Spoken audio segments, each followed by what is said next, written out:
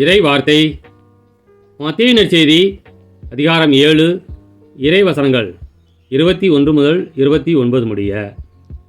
காலத்தில் இயேசு தம் சீடரை நோக்கி கூறியது: என்னை நோக்கி ஆண்டவரே ஆண்டவரே என சொல்பவரெல்லாம் விண்ணரசுக்குள் செல்வதில்லை, மாறாக விண்ணுலகிலுள்ள என் தந்தையின் திருவுளத்தின்படி செயல்படுபவரே செல்வர்.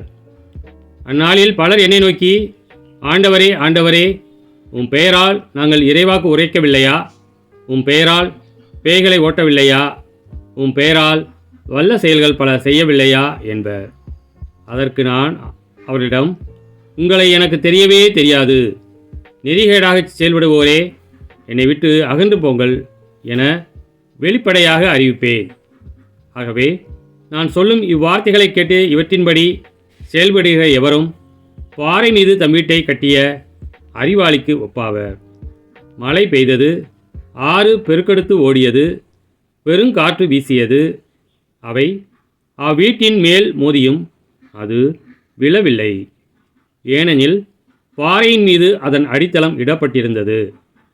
நான் சொல்லும் இந்த வார்த்தைகளை கேட்டு இவற்றின்படி செயல்படாத எவரும் மணல் மீது தம் வீட்டை கட்டிய அறிவிலிக்கு ஒப்பாவர். மழை பெய்தது, ஆறு பெருக்கெடுத்து ஓடியது, பெருங்காற்று வீசியது.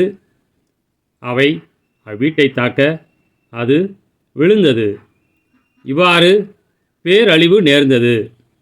இயேசு இவ்வாறு உரையாற்றி முடித்தபோது அவரது போதனையை கேட்ட மக்கள் கூட்டத்தினர் வியப்பில் ஆழ்ந்தனர். ஏனெனில் அவர்கள் தம் மறைநூல் அறிஞரைப் போலன்றி அதிகாரத்தோடு அவர்களுக்கு அவர் கற்பித்தார். கிறிஸ்துவின் நற்செய்தி.